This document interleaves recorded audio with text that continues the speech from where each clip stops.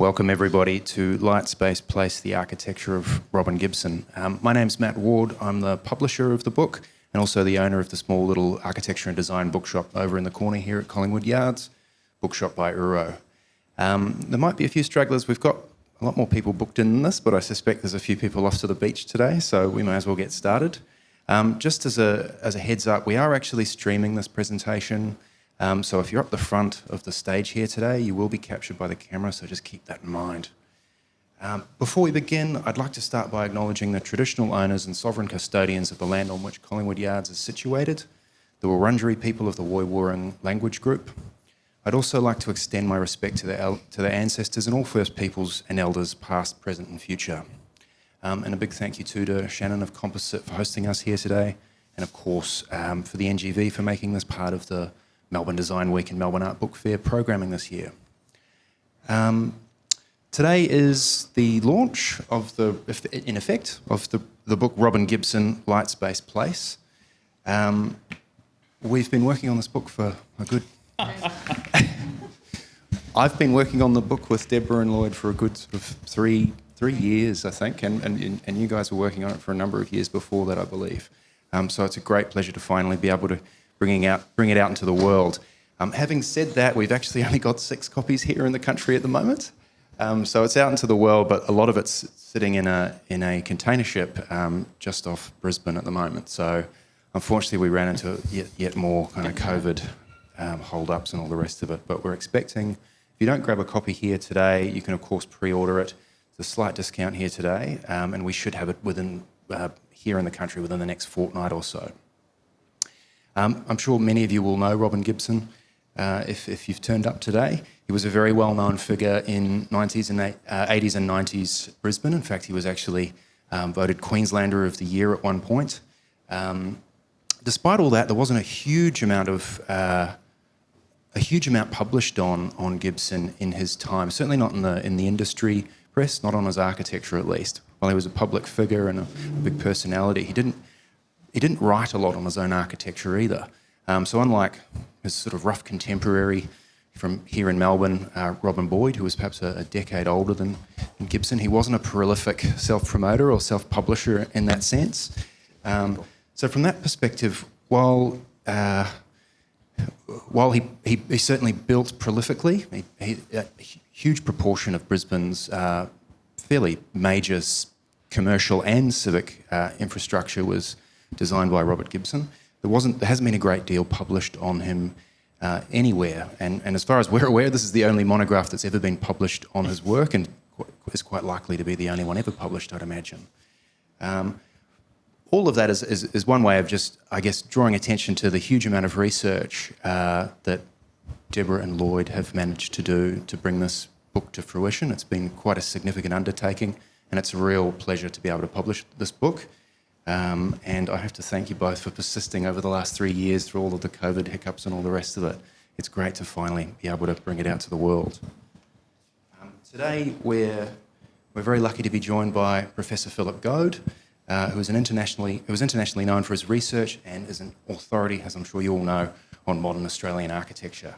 Philip has worked extensively as an architect, conservation consultant and curator, and has held visiting scholar positions at Columbia University, Bartlett School of Architecture and UCLA. In 2019 to 2020, he was Gough Whitlam Malcolm Fraser Chair of Australian Studies at Harvard University. Philip is going to be interlocutor today, so we're in very, very good hands. Dr. Deborah van der Plaat, one of our authors of the book, is a Senior Research Fellow in Architecture at the University of Queensland. She was Senior Research Fellow and Manager of the Architecture Theory Criticism History Research Centre from 2015 to 2019 and co-manages the Digital Archive of Queensland Architecture. Lloyd Jones, another one of our authors, holds a Bachelor and a Master's degree in Architecture from the School of Architecture at the University of Queensland. In 2018, Jones received the Young Achievement Award at the National Trust, Queensland Heritage Awards, and the Guildford Bell Travel Scholarship from the School of Architecture, University of Queensland. Lloyd is also currently undertaking a PhD on Robin Gibson, so yet another manuscript and book. Bravo. So without further ado, I'll hand over to Philip to guide us through the conversation. Thanks very much, Lloyd, and welcome everyone. And I have to say, if you haven't seen a copy, try and grab one of us afterwards, because this is a very beautiful book, designed, I've just heard, in the Netherlands by Toko, and it is in many ways a great testament to the career of a very Brisbane architect. And that's going to lie behind many of our questions, my questions today. Robin Gibson, born in 1930, died in 2014. And so much of his career really focuses on the late 1950s, the 1960s, 1970s and 80s. It's a long career with an extraordinary collection of buildings across a diverse range of building types. But I first want to ask Deborah, how did the book come about? So working? Yes. Yep. There were a couple of factors that created the book, I think. The first one was that we were gifted, Fryer Library at the University of Queensland was gifted the Robin Gibson collection from the family after Gibson's death in 2014. So once we got access to that collection, we did a couple of things. We asked Lloyd to do a PhD, which he willingly did. We hunted around for a PhD student and got Lloyd. And then the Queensland Government Department of Works were interested in funding a monograph on Gibson, and so they gave us some money to produce the book as well. And I think Gibson was also in many ways unfinished business for us at UQ, at the Atch Research Centre. We just completed the Hot Modernism project in 2014, which is sort of the first survey on Queensland modernism from 1945 to 1975. And we had included Gibson in that book, but he was already very ill while we were researching it, so we never got to talk to him. It was basically an oral history project where we talked to the architects and built everything around that. So while Gibson was in the Hot Modernism project, we didn't get to really give him the attention I think he really deserved. So once we got the collection, we were able to do that.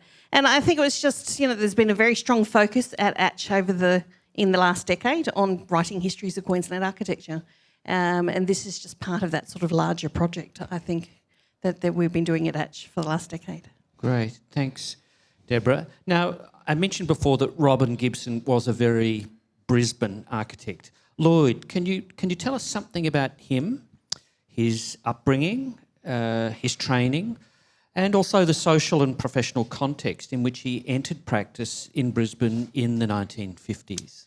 Yeah, sure. So Robin was born in the suburb of Yeronga, which is the south side of Brisbane, and it's right on the Brisbane River, so like further upstream from the city. But when he was a kid, most of that land was still sort of farmland, dairy property, that sort of thing.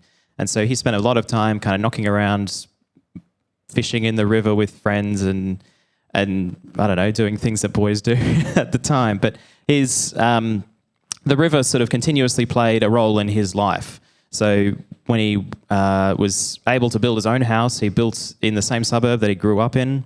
It's a pretty little modern house right on the river. But then later on in his career, of course, he did the Art Gallery. So that was another building that the river played a huge role in. But sort of growing up into his career, modernism in Brisbane was sort of starting to take off a little bit more in the post-war period. So he worked in a couple of offices, Hayes and Scott and Theo Thine and Associates. And so both of them were sort of at the forefront of modern architecture in Brisbane. And a lot of it was just sort of houses and things, but I think that was his real sort of introduction to architecture, and what a way to start a career working in those practices. And once he graduated, did he also travel? Yes. Yeah, so after he graduated, he went to London and worked in a couple of offices there. So one of them was James Cubitt and Partners, and then the other one was Casson Condor, which was run by a guy called Hugh Casson, who was famously the Queen's architect or the royal family's architect. So again, really good training. And just interestingly about that English experience, what do you think Gibson brought back from the UK in terms of that experience? Well, I think one of the things that he brought back that was the way that a lot of the practices that he worked for in London did very neat modern shops, and so he was able to sort of learn how do you make a frameless glass window, that sort of thing, and that's one of the things that he brought back to Brisbane was that this like the detailing of these projects and like they're some of the earliest sort of frameless glazing shops in Brisbane. So that then gets me to my next question, really, which is about the extraordinary diversity to Robin's work. And Lloyd mentioned retail and commercial work, which in some respects I think sets him apart nationally from other architects of that time. Deborah, do you want to talk a bit about the diversity of his work, but also particularly his early specialism in shops? Gibson is really interesting, especially in the Queensland context, I suppose, because in Queensland, the training ground, probably the training ground for most architects in Australia, it tends to be the domestic work and the Queensland house. And while he did definitely start in that area, and we found there's quite a number of early houses that we can refer to, he quickly transferred, I think, into commercial work, small commercial projects, shops, shopping malls, and office buildings. And then he moved on to larger cultural civic type projects. So he does sort of the whole gamut of buildings. He starts from domestic, works through to the commercial, into the large civic projects. So his influence on Brisbane was quite profound, I think, because of the diversity of type of work. Now, the book has some spectacular photographs of some of the shops and also travel agencies. I think of Cook's, for example. Can you describe for our audience something like Cook's travel agent? Well, the early shops are great because they're basically fit-outs. So they're things that had to be done quickly. They had to have a fast turnover, but they also had to be quite visually dramatic, striking. And I think this is where the shops are really interesting because it shows Gibson's interest in not only creating architecture, but selling architecture to the client as something that was going to improve their business. So this whole sort of the psychological selling of products was really important to him, and the use of the five senses and how the five senses could be used to sell, to create the impulse buy. And I think he's interested in these things because I think in London he came across a number of shops in the number of the practices he was in. But I also think it might be local too through people like Langer and Gruen, because Langer knew Gruen. He seems to have a connection to Langer. And Langer's the immigrant architect who came to Brisbane in the 1940s and was known to Victor Gruen. So shops were a big thing. We might remind everyone who Victor Gruen is. Victor Gruen is Mr. Shopping Centre in the United States, but an Austrian emigre to the United States. He was formerly, I think, Victor Grunbaum, and then becomes Victor Gruen, and hence this idea of the Gruen transfer. Do you want to say something about what that means? Well, it's basically it convinces you to buy without you realising you have to buy that object. So to buy things that you really don't need, the impulse buy. So it was the idea of transferring from the essential buy to transferring to the impulse buy, getting everyone to impulse buy. And that's what Gibson was particularly interested in here. I think he actually argued 40% of the revenue for most of the modern businesses was based on the impulse buy, and that it was the job of the architect to help the retailer along in that process. So, Lloyd, given that you're doing this much larger study, the book is fantastic in terms of its coverage of this commercial work, but was there one particular shop or retail fit-out that strikes you as being one of his best? Well, I think the problem is that none of them are there anymore. So we've lost this like huge body of really important work that just by the nature of what a shop is, that it gets redone every, 3 years or something. So it's unfortunate that the ones that we have are just the ones that we've got a photograph of. Right. And so the the Cook's travel, which you mentioned earlier, is this sort of stunning plate glass window, and the interior is, if you can visualise, a terrazzo floor that sort of rises up to create, is it stalagmites or stalactites? I can never remember. So ones. little sort of podiums that all the furniture sits on. But there was another, I think Alan Kirkwood was telling us about a hairdressing salon that no photos exist, so it's just lost. And that he sort of described a cast iron light pole that they found in a dumpster or something somewhere that they painted gold, and it was just sort of sitting in the middle of the room. So you walk past and suddenly there was this gold like light post, and he was just amazed at how such a thing could exist. Now, one of my favourite buildings by Gibson is in Yeronga, where Robin grew up. It's the Macatta House of around 1965. Can you describe this house to our audience, and what made it distinctive, and how does it relate to the idea of what has come to be known as the Queenslander? Well, I think, so that was a very kind of Misesian house. So if you can visualise, it might come up on the screen actually, where you've just got a very horizontal roof with just plates of glass screening that face the river. And that's the photo that's kind of circulated around and is what everyone thinks of when it's the photo you've got in front of you. But the interesting thing about that house is how sort of how many climatic elements were sort of incorporated into it. So within that facade is about 3 courtyards that were able to, because actually that facade faces the west, so it's not a good aspect. It's great for views of the river, but the sun coming in the afternoon is terrible. But so the courtyards were able to get fantastic northern light into the various rooms of the house. So each room would have had light coming in, it would have had ventilation, which are all sort of important characteristics of domestic architecture in Queensland for, I don't know, forever, basically.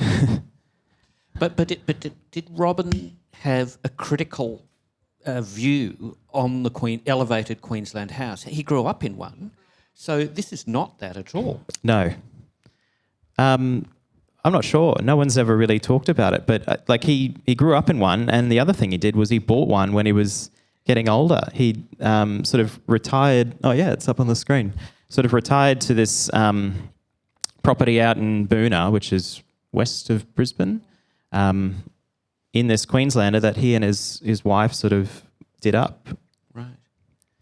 So another project, quite an extraordinary one, which I really didn't know about until relatively recently, was a series of 12 concrete wheat silos at, and if I forgive me, Pinkenba. Great. Pinkenba. How did Gibson get a job like that? So we've got shops, we've got some really striking modernist houses, and then there are 12 concrete wheat silos. Who's that for?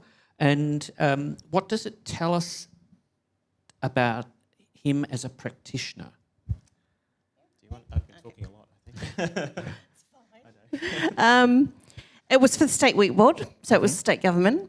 And I suppose it's the beginning of what became government work for the architect, which is really important. I think he's a really interesting architect, but I suppose it must happen in a lot of practices. But it's the relationships he builds with clients. And I think that was one of the important points for the shops as well. He realised that if he was going to grow the practice, he needed to go beyond the house, and the shops gave him that opportunity, gave him a client base that not only gave him a lot of jobs, but also a lot of repeat jobs. So, and a lot of those clients were some of the key business people in Brisbane at the time, such as Bob Mayfers. So he has these established relationships, I think, in the shops that he uses allows him to grow the business, to take the business to the next stage. And following on from the shops, I think, is the government work. So it's the silos for the wheat board, but it's also the educational projects. So it's the educational projects that really bring on that government civic work that he goes on to. Lloyd, do you want to say something about the silos themselves? Yeah, I'll jump into that. So the silos weren't... He got the commission through the engineering firm that he used. So that's R.J. McWilliams and Partners, I think it was. So that it was the engineering firm that got the job, and they brought Gibson and his team in to do the... I think they sort of saw it as it's an engineering challenge to build these giant silos, but it's also a sort of study of systems. Like, how do you get wheat from the ship into the silos and move them all through these conveyor belts and things? And it was a problem that I think an architect is actually really it's a good problem for them to solve, having dealt with sort of flows of people and these sort of patterns of movement. Now, I've touched on this idea of patronage because some of the questions I'm going to ask relate to the Queensland Cultural Centre, a massive job for the state government. So Robin Gibson is working through a time when there's Conservative state governments, and how does Robin sit within that environment of a very powerful Conservative and long government in Queensland? Well, I suppose the first thing to remember, like just for a bit of context, is that at that time it was the national parties that held power within a coalition. So that was Joh Bjelke-Petersen was the premier. But it was a coalition between the National Party and the State Liberal Party. And I think a lot of Gibson's friends came from the Liberal side of that faction. And so they're the ones that were sort of interested in doing a gallery, for instance. Like Joh had no interest in this sort of cultural activity or anything. He was more worried about keeping agriculture alive in parts of Queensland, but this sort of Liberal faction that Gibson had his mates in was the one that was really pushing for these projects. So I'm going to jump then to the Queensland Cultural Centre, because Robin is perhaps best remembered for the series of buildings that make up the Queensland Cultural Centre on the south bank of the Brisbane River from 1972 until 1988. It's a long time. He's building the Queensland Art Gallery, the Queensland Performing Arts Centre, the Queensland Museum, Queensland State Library and the Playhouse Theatre, all on that south bank of the Brisbane River. Can you tell us about the project? Why was it so important and still is so important to Brisbane? And where do you think it sits within Australian architecture generally? So that project, if you wind the clock back to early 1970s in Brisbane, at the time they had the art gallery was in the old exhibition building, which it shared with the Queensland Museum, and that was a sort of late 19th century building that was just never designed to hold that sort of thing. So poorly equipped to store the art, poorly equipped to display it. But at the same time, we also had no real facility for the performing arts. And there was no, like I said, the museum shared this kind of rundown building, which is beautiful, but not really the right space. And the State Library of Queensland was also, although it had been expanded maybe 2 decades previously, was again running out of room. So you basically had no really up-to-date cultural infrastructure. And so even though it originally started as a competition to do the Queensland Art Gallery that Robin Gibson and Partners won. And so they sort of got cracking on the design, but then a couple of sort of public servants got on board and thought, hang on, if we we can solve this problem of having this complete lack of cultural infrastructure by combining the art gallery with additional buildings. And so that's how the kind of cultural centre started. And just before you go further, what was on that south bank of the river before all of these buildings were built? It was primarily industrial. And you still even see segments of that today. So right next to Goma is the Paul's Milk Factory. And for non-Brisbanites, it's definitely struck me as very strange when I first arrived in Brisbane that you have the industrial Brisbane that's still sitting next to sort of the cultural Brisbane. So, but there was also an entertainment precinct too. So there was the old Cremorne Theatre. I believe there was also a skating rink and a dance hall. So it was an area, there was lots of pubs in the area, obviously. It was on the south side of the river. It was not considered the best side of the river. So, but Gibson himself is from the south too. So I think that's what's kind of interesting. It's pulling that sort of Brisbane CBD, Brisbane culture over to the south as well. And it was primarily an industrial river. Brisbane flooded quite regularly up to 1975. It's flooding again quite regularly now. But from 75, once they built the dams, there was that shift away from the industrial river back towards bringing culture, living spaces back to the river. So it was... I think the cultural centre, it's probably jumping ahead here because we're going to talk about the centre more, but it was bringing Brisbane culture across to the south, which I think is really interesting. It was also bringing attention back to the river and pulling it back into sort of public space of the city as well. But I guess going back to the earlier question, there was an element of political play at the time because the gallery was... in the process of being designed, but then the Liberal Party was the one that kind of came up with this idea, well, let's do this whole cultural centre, and that became part of their election strategy in 1974, an election that they lost, but the newly formed government sort of kept the project on. And in the art gallery, one of my favourite spaces is the Water Mall, which is, I think, one of the best public spaces in Australia more generally. Can you tell us a bit about the design of the Queensland Art Gallery? Gibson had done a world tour of art galleries to look at them as part of, he wins the competition, and then could we all get this sort of job where you take a world trip going have a look at other galleries? Flew first class too. All right. One gallery that is often spoken of is one in Oakland in California. And can you tell us a bit about how the Queensland Art Gallery, I think, is a better building than the Roach Dinkaloo building in Oakland, California?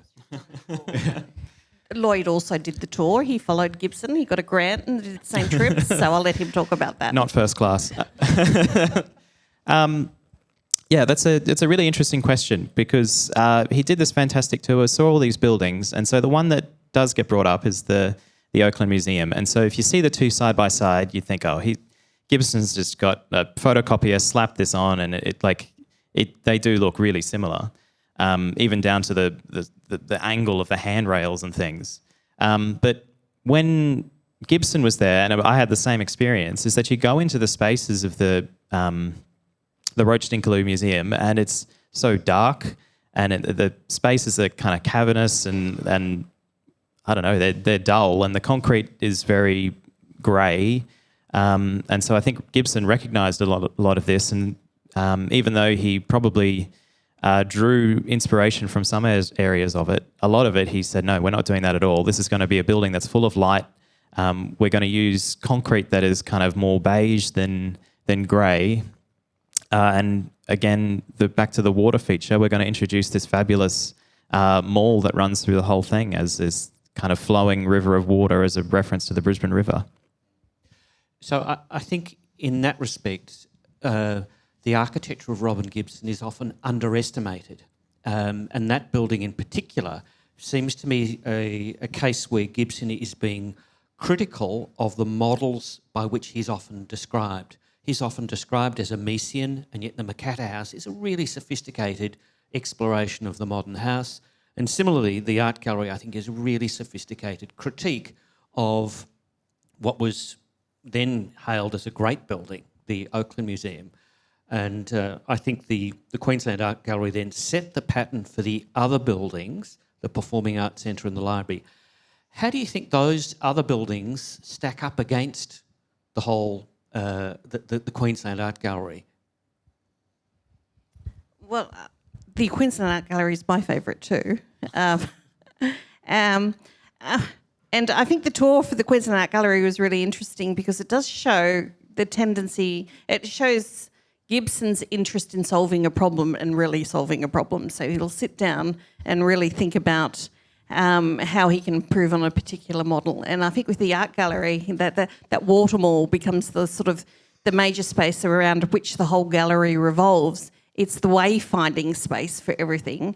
And it also allows the gallery to function as a gallery with permanent and temporary exhibitions. And it also becomes an exhibition space in its own right more recently, which I think is really interesting. And one of the things I really like about it is the use of water and light. And water, I think that's an aspect that's underappreciated for Gibson too, his use of water and light and its relationship to place. So I think it's probably the best of his buildings. It works the best, the art gallery. I think the QPAC, the Performing Arts Centre, is loved by lots of people. And it sort of always reminds me of Garnier's Opera House, the sort of central stairs where they become spaces for people themselves who are attending to be seen and to perform, in a sense, along the sort of grand stairwell. The theatres, I think. Well, I mean, it's important to remember that a gallery is a different thing. You do a different thing in a gallery than you do at an art gallery. At a performing arts centre or a museum or a state library. And so they're all different buildings. But the way that the performing arts centre is a good one because it's just everything in it has a kind of luxury to it that it's difficult to describe. But you sort of go into the theatres and the seats are this kind of rich wool colour and which were all sort of carefully selected for each theatre had a different coloured seating and sort of colour palette that they used. So you've got these different buildings, a theatre, a gallery, a library, the playhouse, etc. What is the linking theme architecturally between all those series of buildings on the South Bank? Well, I mean, the palette of materials is what sort of keeps them all linked very clearly. And so that was a kind of cast in situ concrete with planting all through it and lots of sort of frameless glass detailing and that. But do you want to add anything? No, I was just thinking the cultural centre or complex. This is the time too when the other members of the practice are starting to come forward as well. So while you think of the art gallery more in terms of Gibson, I think if you think of QPAC more in terms of Alan Kirkwood. So you're starting to get different. The people from the practice are really starting to show. And as these projects grew in scale, so did the practice. And I think Gibson was quite clever. He seems to have been quite clever in taking advantage, not taking advantage, but sort of grabbing an opportunity when people came along, such as Alan Kirkwood or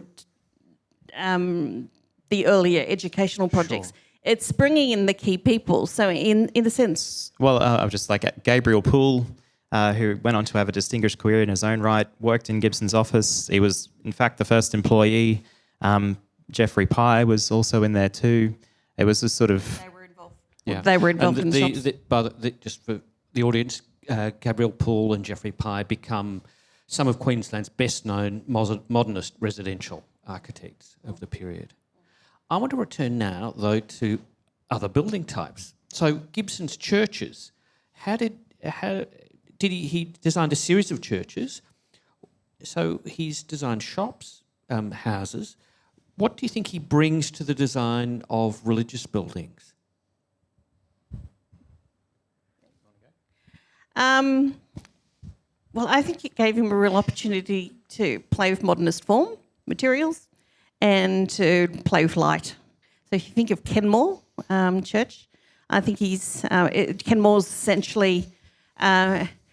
Kenmore is a western suburb of Brisbane. This is when churches are starting to move out into the suburbs. Churches are becoming smaller in scale, much more domestic.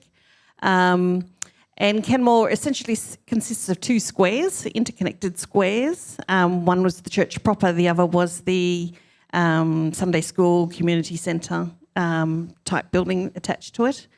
The church itself had a very domestic scale. It was low coffered ceilings, it sort of had glass walls, bagged brick walls. The materials were quite domestic. But then sort of at the centre of the church, above the altar, there's this quite dramatic light well, timber light well that sort of floods the interior with light. So I sort of see Kenmore as an opportunity for him to play with form, to play with materials, to play with climate, thinking about things like light and subtropical glare. Yeah, well, I was going to add that the walls of the church could be completely opened up as a means of introducing natural ventilation into the space. So there's definitely a sort of domestic aspect to that as well, that treatment of climate. So my next question is about climate. So when discussing Queensland architecture, climate becomes a very common trope around which the state's post-war history is constructed. It's just all the time, it seems. Hot modernism. How does Gibson's architecture fit within that dominant discourse? And I'm thinking more particularly of the gallery and the library, the Queensland Art Gallery and Queensland State Library. And does he fit there at all? And are there buildings that by Gibson that we should know about with respect to climate that are not often discussed and should be? I think Gibson is commonly dismissed as a mainstream modernist. So he's sort of placed outside of the Queensland architectural tradition. And I think that's primarily because he's interested in building with concrete textures, surfaces, geometries. So it doesn't strike you. His buildings do not strike you as typical Queensland buildings, mainly because they forsake the lightweight materials and local building construction technologies. But I think he still does address issues of climate. He addresses issues of place. Mm-hmm. But Lloyd, you go into bat for him. Yeah. Well, you just had for instance, there was a building it was the Commonwealth Industrial Gases admin building.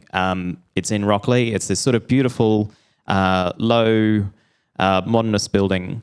But in the archive are quite precise drawings of the facade elements. So there's deep overhangs and there's very precise drawings of, all right, this is the angle of the winter sun comes in at this point and it's throughout the winter, and then the angle of the summer. And so there's all these arrows that add are the direction of the light into this space. And so they were thinking about how do we make this overhang precise enough so that we can get good, warm light in during the winter, but we'll cut it out completely during the summer.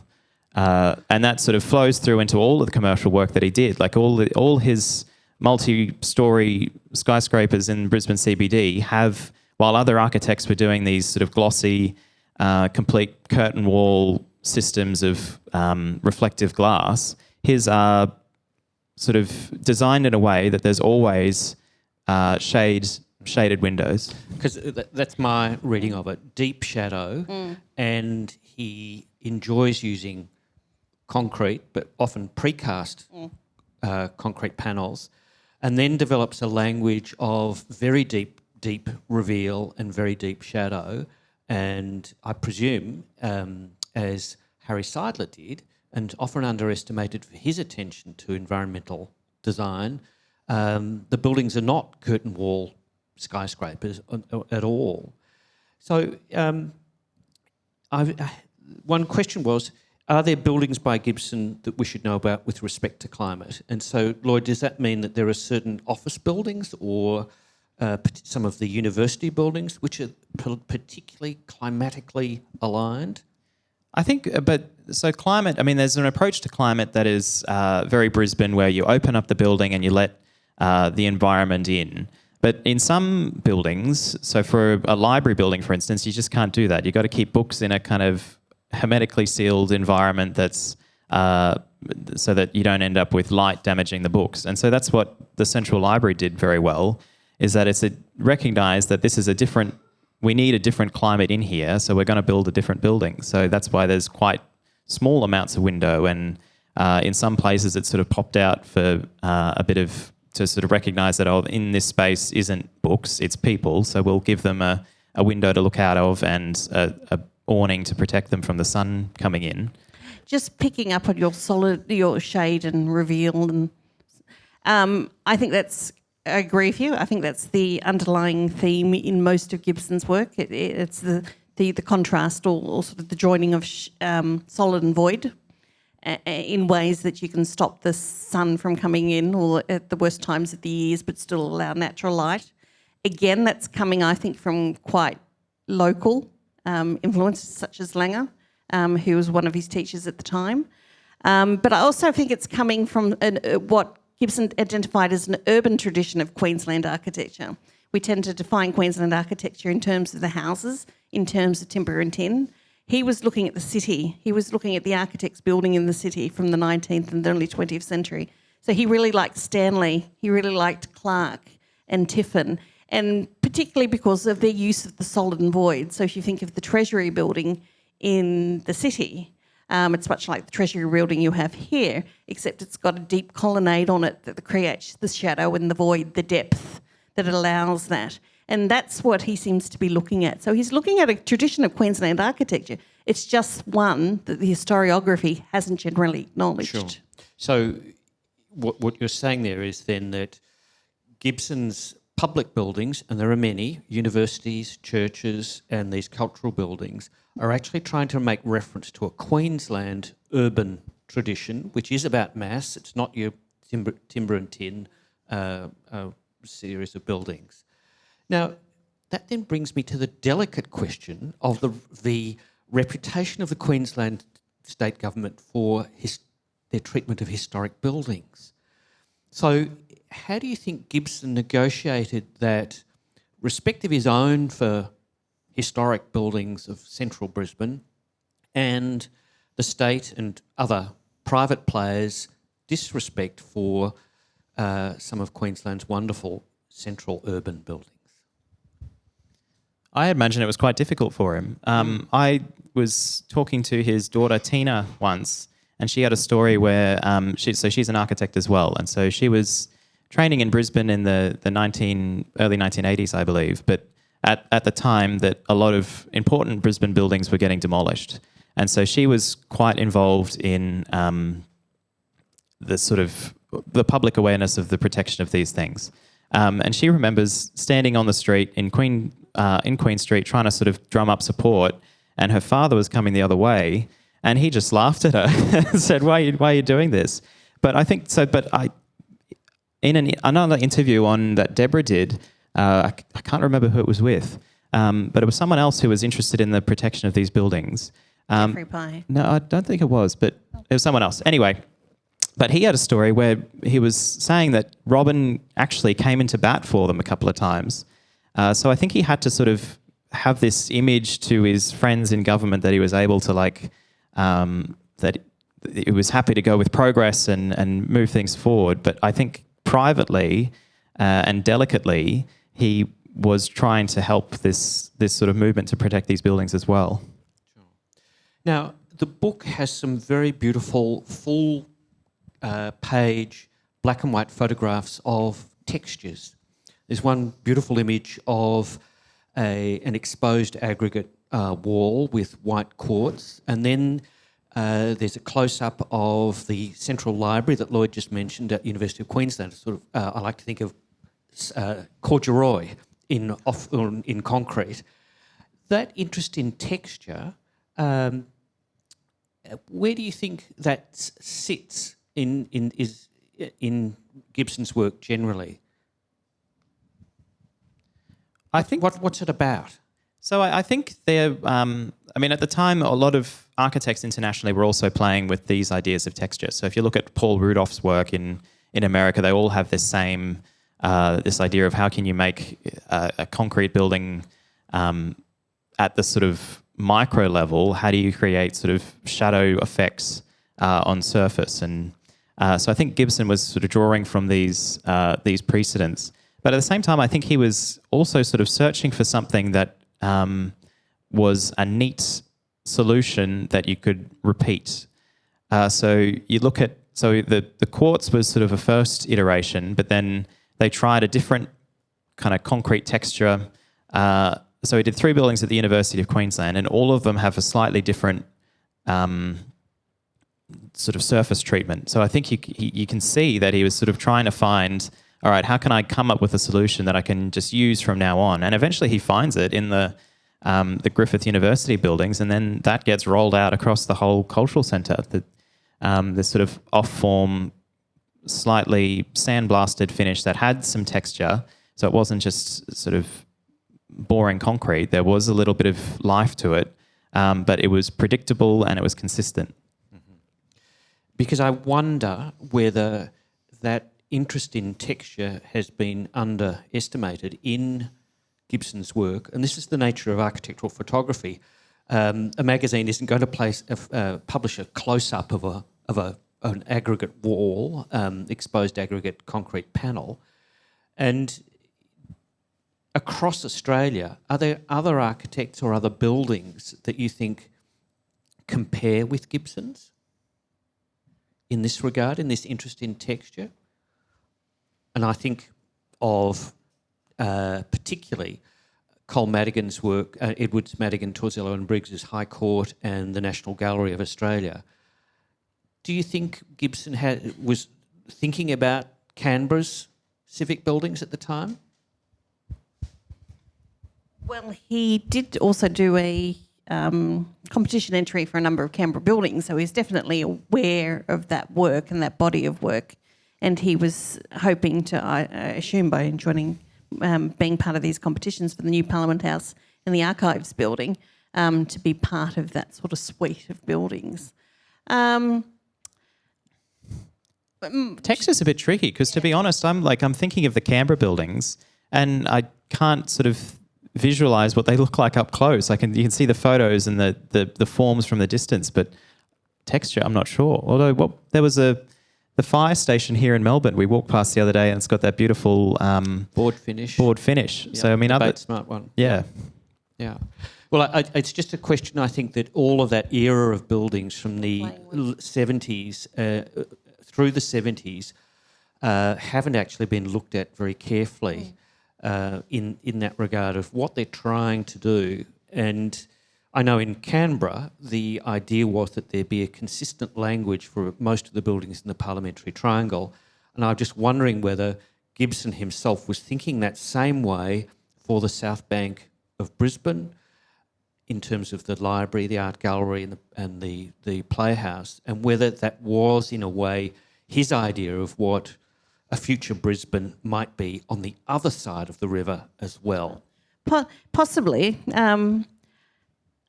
I think he was definitely looking for sort of a common language, and that was another thing that was happening also at Griffith, and that wasn't stipulated by him, but it was stipulated by the master planner that all the new buildings of the campus would have this common language, and his Arts and Administration building was one of those. Yeah, I do know some of the early stuff. I just remember talking to Geoffrey Pye, and he did his mother Pye's house at the same time that Gibson was doing the Makata house, and the board, the formwork board finish was something that they were getting from Mies, and they were very interested in those sorts of ideas. But I think that's where it starts with Gibson. It seems to be building precision. I get a sense it's all these different textures are ways of refining and getting more precision in the final finish. More precision also in the edge, the line, the edge for Gibson. So I think it is a bit like what Lloyd was saying. It was trying to find the ideal solution that he could use again. So did he have a favourite building? Did Robin Gibson have a favourite building amongst all the ones that he did? Well, as from what we've been told, it seems like the art gallery was probably his favourite, but the second one was probably the main hall at the University of Queensland, which is a sort of study in minimalism, I guess. There's sort of beautiful glass elevation that reflects the the Forgan Smith building, which is a kind of Art Deco campus building at the University of Queensland. And so the idea was that you have this modern, technologically driven facade that was then reflecting the historic aspect of the campus sort of on the same sort of plane, I guess. And this is Main Hall, Mayne, where everyone graduated. It has this, as you say, Lloyd, a quite precise exposed frame on one side, and then the other is mass. Mm-hmm. Nicknamed Stonehenge. Right. So, and you look at it, it is a series of concrete blocks, and it does look a lot like Stonehenge from that side. So there's sort of very heavy concrete wall facing away from the university, and sort of the lighter glass wall facing the other buildings of the university. Now, 2 final questions. What is your favourite Robin Gibson building? The one I keep coming back to, and we in the book we did an interview with the ministers who were involved with the restoration of the St Stephen's Cathedral in Brisbane City, and it's sort of coming after the cultural centre buildings. But it's talking to these guys. It was interesting to hear how involved Robin was with this project and how sort of invested he was. So he was meeting with them sort of weekly or something to better understand what happens within this church and how you make new interventions that better facilitate that. But Gibson was sort of involved. It was a proper full design. So Gibson was involved in the design of the furniture, the new organ that went in, the new light fittings. He was involved in the commissioning of all the artists Laurie Dawes did the Stations of the Cross. So all of them, Gibson was involved in the commissioning of them, and he went to the sculptor who did the cruciform, John Elliott. He sort of worked with him to come up with this this crucifix that sits above in the cathedral space. And so he was just so involved in everything, and you can see it when you go in there that it's just such a complete solution that the chairs fit within the grid of the tiling on the floor. Like everything is resolved. Yeah. And Deborah? I have a couple, but I won't go through them all. And a few of them are actually spaces I haven't actually seen. I've only seen through photography. So such as the Cascade Court at QPAC. The cafe space is just integrated into that fountain space. I'd just love to see that recreated. I've never seen that in real life. So this was a dish, if you like, created in if you imagine a hemispherical dish with water jets that ran across it, forming almost like a lattice. Does that sound right? Yeah. It's a spectacular piece of so that was design. Robert Woodward did the fountain design for that. Yeah. But of course, with water restrictions, when they came in place in 2006, all the fountains were turned off. So the fountain's still there, but I believe it's covered. So it'd be kind of interesting to see if that's reinstated. I have to say, it's the combination for me of the Art Gallery and the Water Mall, but also Queen Street Mall. It's really the cultural complex and the Queen Street Mall, and how the cultural complex takes that sort of... Well, Queen Street Mall places people at the centre of the city, which I think is really interesting.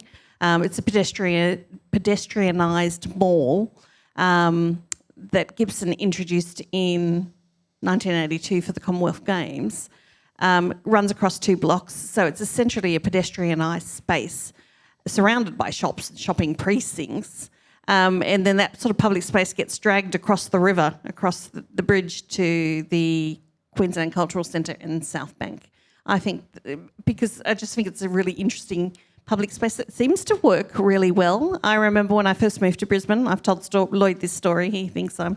When I first moved to Brisbane in 2006, and we were staying in the city down in Alice Street, and I was wandering around with a small child in a pram going, where are all the people? Yeah. I don't know, where are all the people? And then I sort of came out of Edgewood Street and turned into Queen Street Mall, and that's where they were. It was just packed. And I've never seen such a space work so successfully. And whenever I go back to that Queen Street Mall, up until very recently because of COVID, which has changed everything, of course, But it's always busy. It's always full. And then I really liked some of the ideas Gibson was pushing about bringing that space across to the cultural centre. Yeah.